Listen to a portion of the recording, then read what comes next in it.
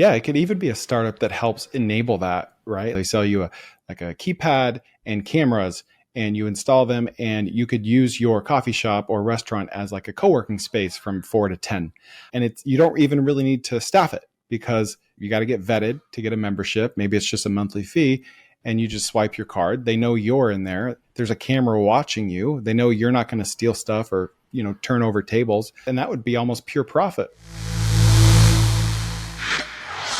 Okay, welcome to the Kerner office. Today I interviewed the owner of Southern Grounds, and that is a small chain of a restaurant/coffee concept in Florida.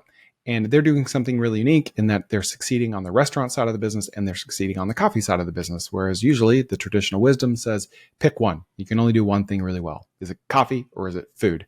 And he's doing both really well. And I thought that was an interesting case study.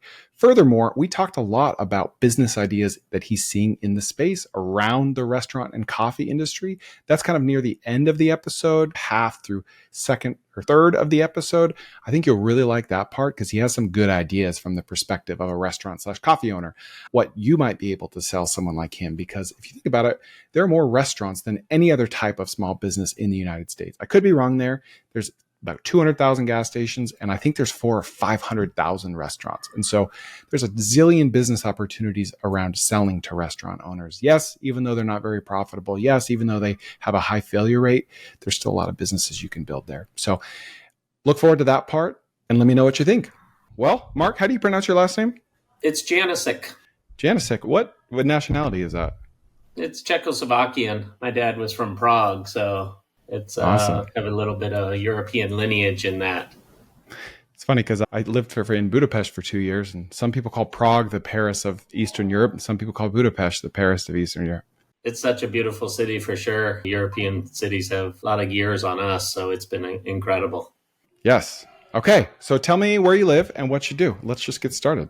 I'm the founder of Southern Ground, chef-driven coffee house that puts sustainable cooking at the forefront of its brand concept. I live in Jacksonville, Florida, and we started the concept about 9 years ago. We believe that a great cup of coffee kind of connects people, starts conversation, and creates community. And we wanted the coffee experience to be a little different than the national chains that you are familiar with. And we didn't want it transactional. We wanted to be a gathering place. And we created a concept around community and a relaxing environment with a seasonal food menu. When you first had this idea, or let me back up, what first kind of sprouted this idea in your head? I was born overseas, born in Singapore, lived my childhood in Athens, Greece.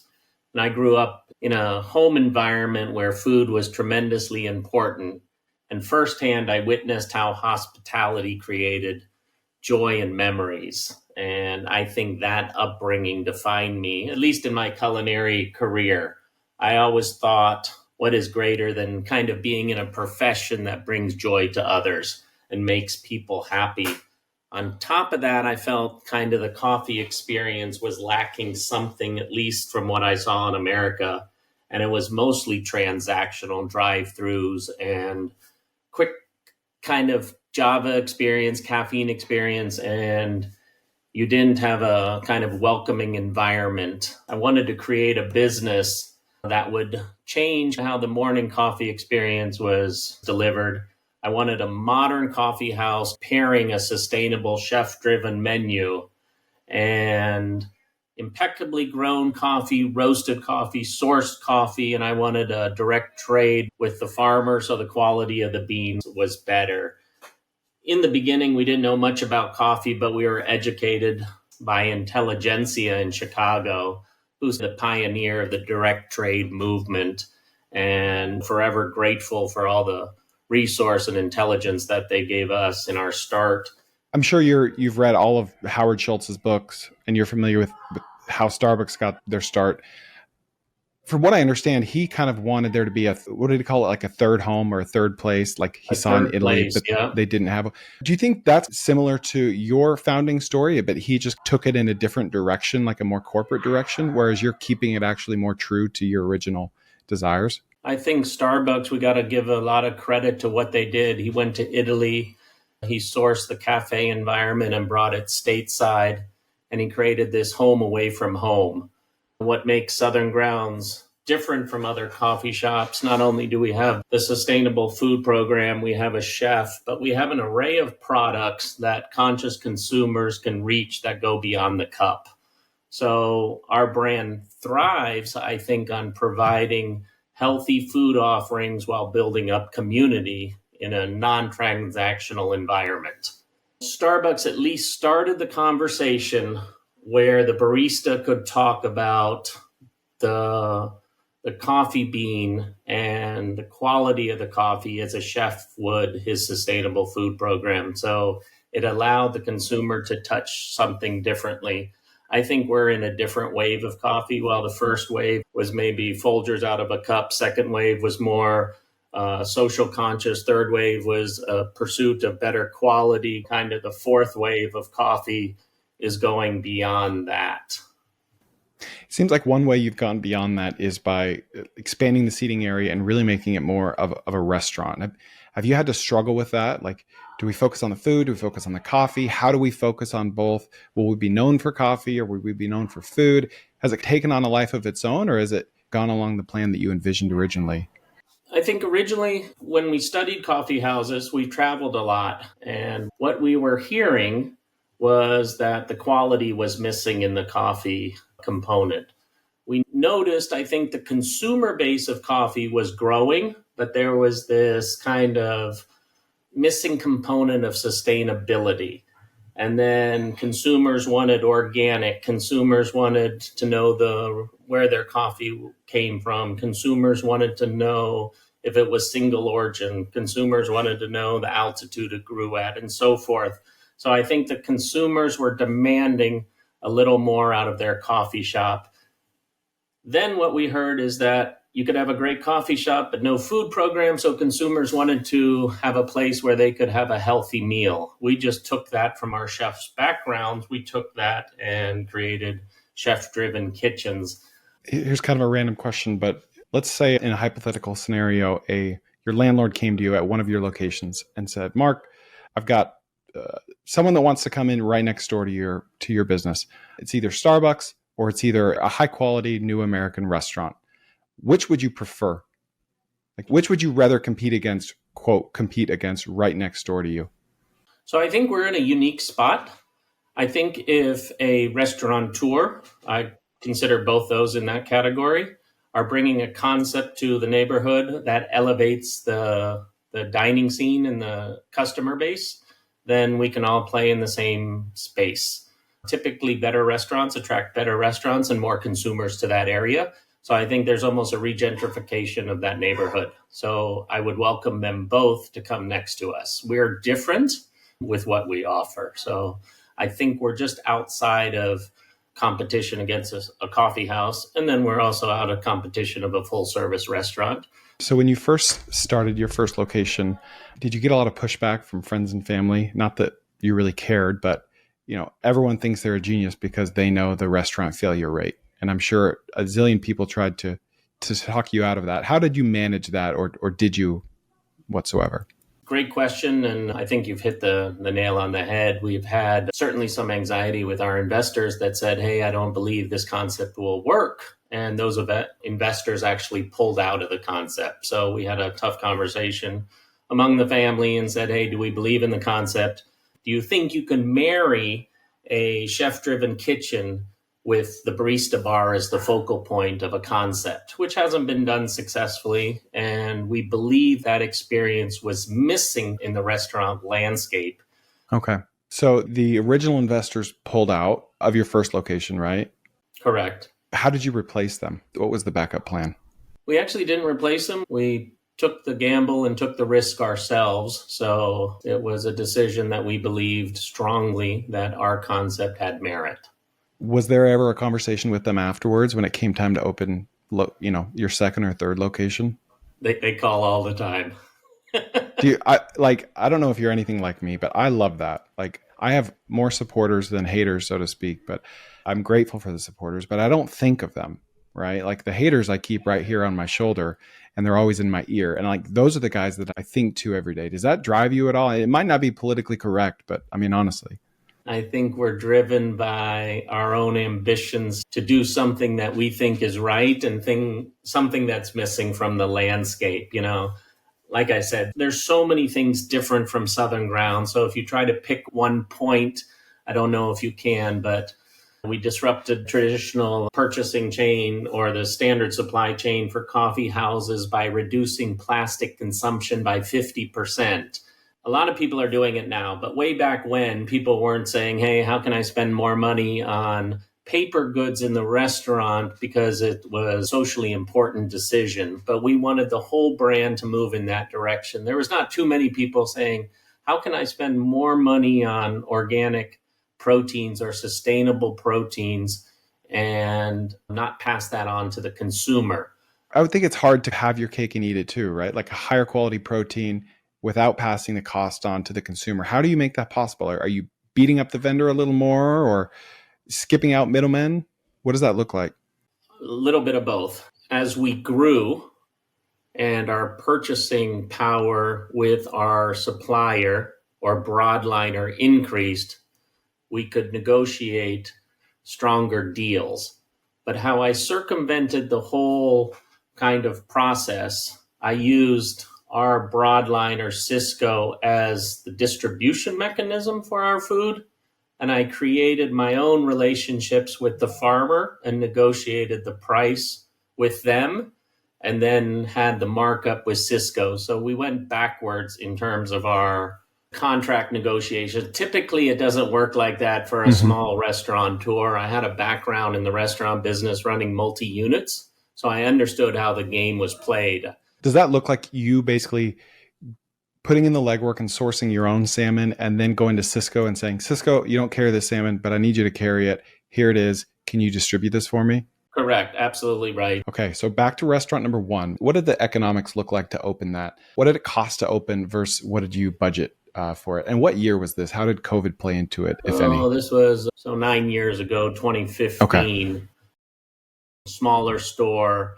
I think the general questions on store economics, it depends on the square footage. I think the unique thing about us is, and it plays into how we were successful through COVID, I think one of the unique things about the brand is we said we are okay as restaurant operators operating in the state of Florida with 85, 90% patio space and small interior restaurant locations. So what it did for us is reduce capital costs, reduce the running costs for the business, utility costs, so forth, furniture costs. Everything else was driven outside. So what were your costs to open? First store, we were just north of $350,000. What did you budget? $350,000. That's all we had. Oh, nice. Yeah. It's interesting when there's no plan B. You just have to make it work. Obviously March 2020 was a challenge, and government regulations changed the industry on how many people can sit inside and stuff. Indoor dining became a challenge.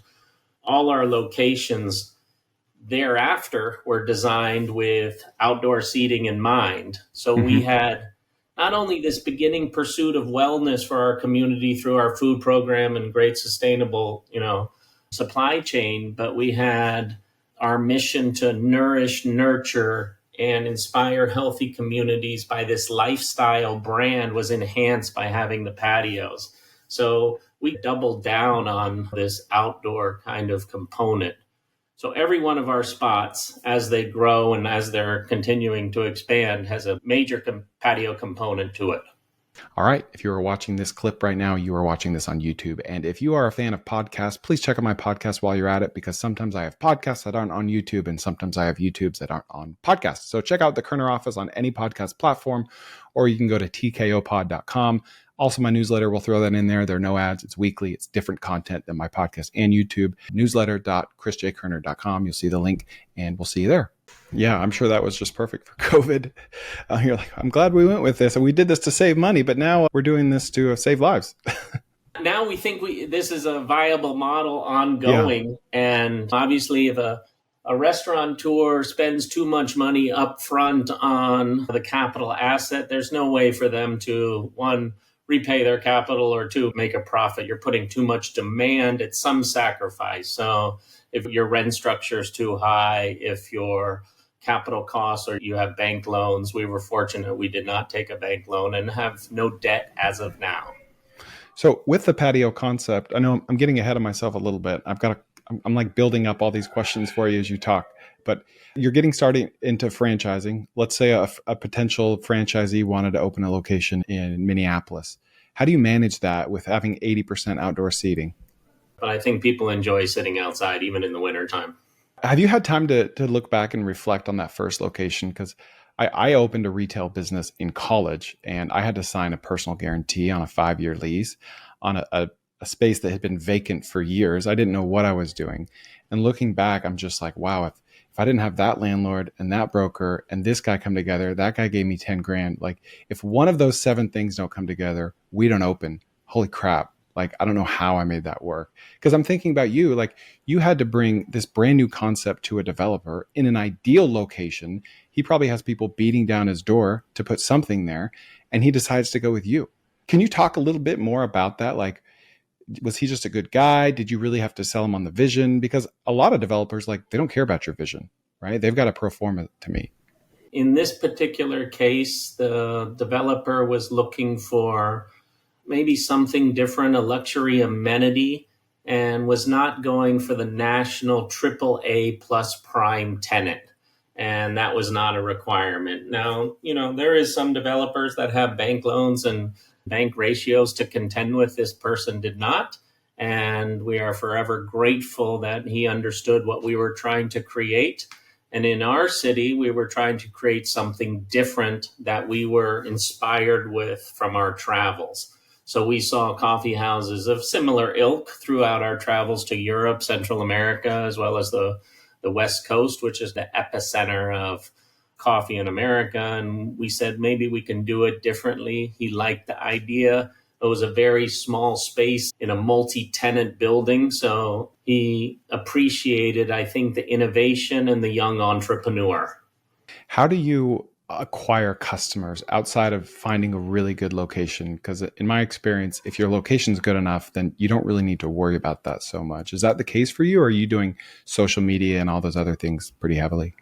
So we do have all those channels now. However, in the beginning, we didn't do anything, and we still have not done any advertising per se that is formal or paid for advertising. We still believe today that while word of mouth may be the slowest avenue to customer acquisition, it's the best and certainly the most robust in terms of keeping those customers. Now, your food has to be good, the delivery has to be good, the hospitality has to be good, and the overall experience. But we are a hospitality company first, and then we offer a great product. Yeah, I love the phrase, that which is easily gained is easily lost. Like Yes. you could do direct mailers to the neighborhood and say free appetizer at Southern Grounds, and they're probably not going to ever come back if they come at all. Whereas if you just put your location somewhere perfect, somewhere that just fits the clientele and the area and the climate, and that's not easy to do. You can't put a location just anywhere, I assume, like Starbucks might be able to. But like that difficulty on the front end, I imagine will bring you more long-term loyal customers.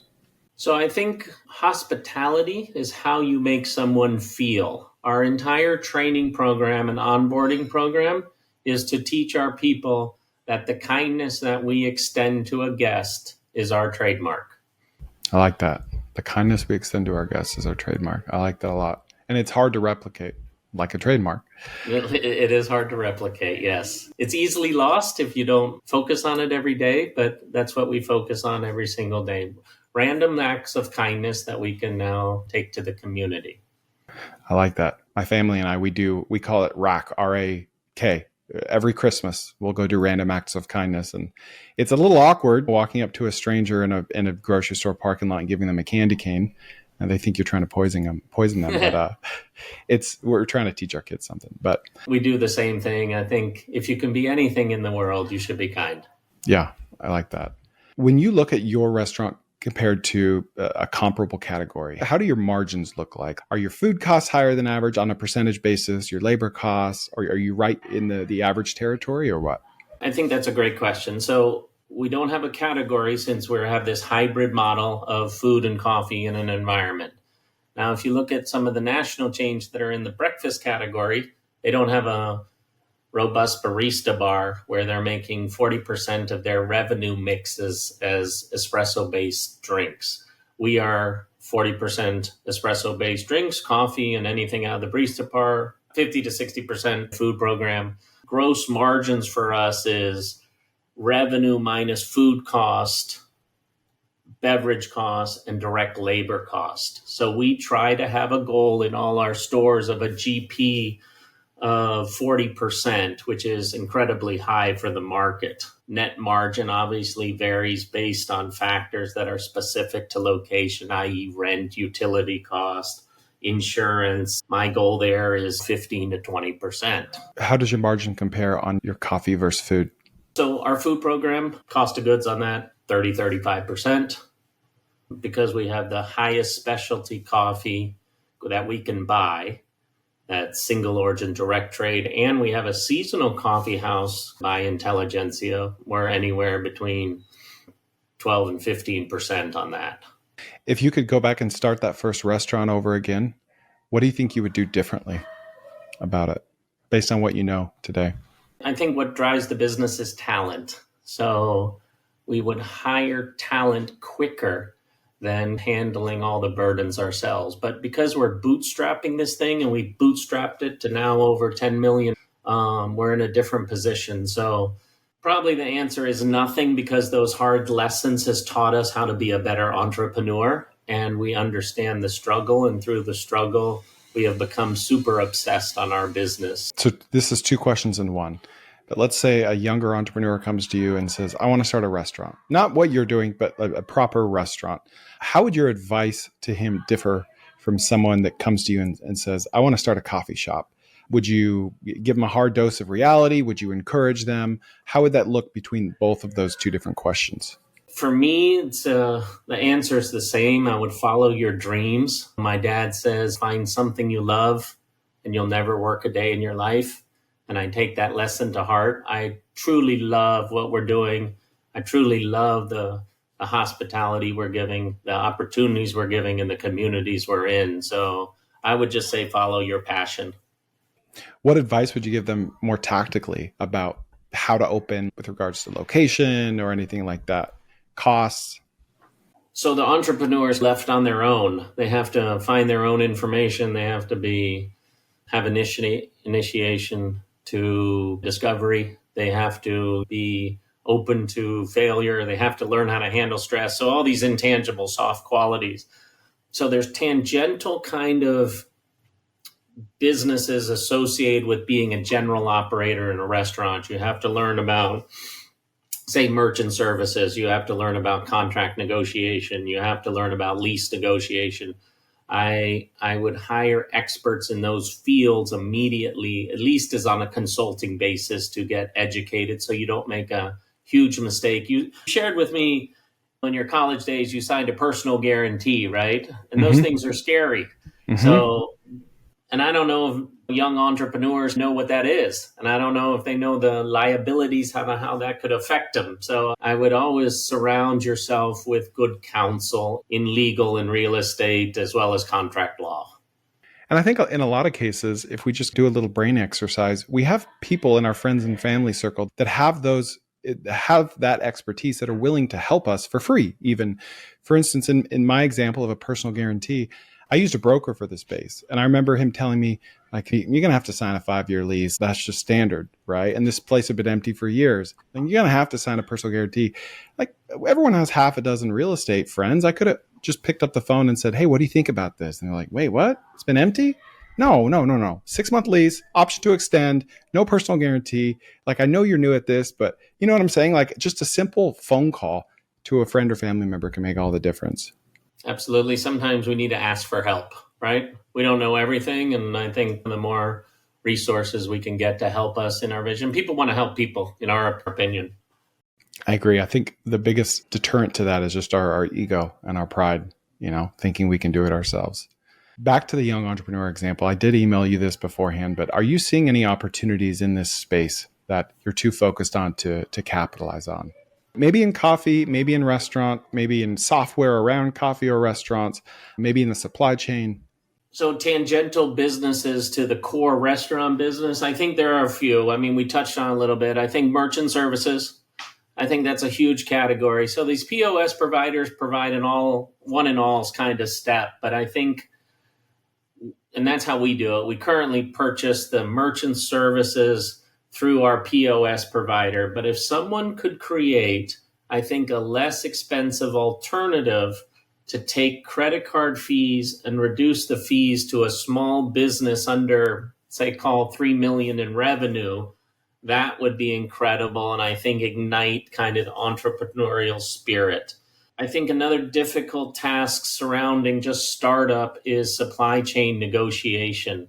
So I think if there could be almost a training center or maybe a tutorial program that would teach contract negotiation in food supply or contract negotiation in commodities, coffee being one of them, and understand the liabilities that you have if you try to be too risky in that approach. Could that help the young entrepreneur? I think that's where a lot of people get involved and open up their risks because they don't know what they're doing, and then they're almost loaded with debt, at least to the vendor. They don't have good margins. Street accounts for normal broadliners are 15%, while a national chain is 3.5%. What's a broadliner? Like Cisco, one of these big distribution companies. US Foods, PFG, all those kind of things. So we had, once again, well-wishers, and we believe the universe conspires to help you.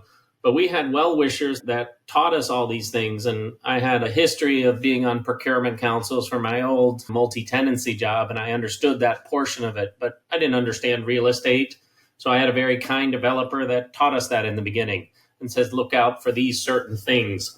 Why CPI is even important. Why is that even a clause in the contract? What does CPI increase mean? So forth. So that could be an opportunity, I think. So the restaurant business has a lot of waste. I'll just talk in the coffee business. We go through about 1,000 pounds of coffee a week in all our kind of shops. And could someone repurpose the spent grounds in our coffee and not just somebody try to pick up 50 pounds, but a coffee waste recycling company that could repurpose it for beauty products or gardening supplies or fertilizer. I'm just trying to think of some of the waste that we can make an enlightened circle or, cycle of non-waste. Could you do, and depending, you'd have to get with municipalities here, but could you do that on plastic waste too? California and some of these other cities are great in recycled waste. On the East Coast, we don't have good recycle programs. So what do we do with our plastic waste? We chose in an organization to go with sustainable cups and sugarcane cups. So it's all disposable, but other companies, for cost reasons, are going to plastic. And does plastic harm the environment? And what can we do with that in a thoughtful way? I like the coffee grounds idea. It's funny because just this morning I interviewed a guy that owns a lawn leveling business. And he's very unique. And his sales pitch is that he will make your lawn look like a golf course. And he has to put infill, whether it's sand or mulch or whatever. And a lot of times this infill has large sticks in it. And you can't have a golf course like grass with big sticks sticking out of it. So he told me he's inventing his own proprietary blend of a lawn leveling mixture that is mostly coffee grounds. I thought that was really, because these conversations are just a few hours apart. He's mixing it with manure and some other things. But if there was an enterprising entrepreneur that called you and said, hey, I want to take your coffee grounds, how would you approach that? Would you say, okay, great. Or what are you going to do with it? Or what are you currently doing with your coffee grounds? Are they just going into the trash? They're going into the trash. We have some people that pick it up for their home gardens and stuff, but it's not a concentrated effort or a structured approach to it. Here's another thing. Most coffee houses' business is from 6 a.m. to 4 p.m. Mm-hmm. And the space is still available from 4 p.m. to 10, right? They're still paying lease, they're still paying electric, they're still paying insurance. So how do you maximize coffee houses in the evening? Could you have a business just completely surrounded as an event marketing business to promote space and events in coffee houses that aren't busy anyway? Could it help the coffee house kind of purveyor build revenue in non-revenue generating traditional times. I think that's an incredible opportunity for a young startup and someone who wants to hustle and good with the public and wants to get out there and make a name for himself with very little startup costs. Yeah, it could even be a startup that helps enable that, right? Like, let's say a startup that sells you, and they could white label all this. They could just buy this from existing vendors. They sell you a keypad and cameras, and you install them, and you could use your coffee shop or restaurant as like a co-working space from 4 to 10. And you don't even really need to staff it because you got to get vetted to get a membership. Maybe it's just a monthly fee, and you just swipe your card. They know you're in there. There's a camera watching you. They know you're not going to steal stuff or turn over tables. That would be almost pure profit. Pure profit, absolutely. There's a lot of tangential business in our, we struggled in the beginning launching our own branded beverages. We thought that was important for at least a marketing call for our own business to bring attention to what we were doing. So we created a nitro cold brew coffee.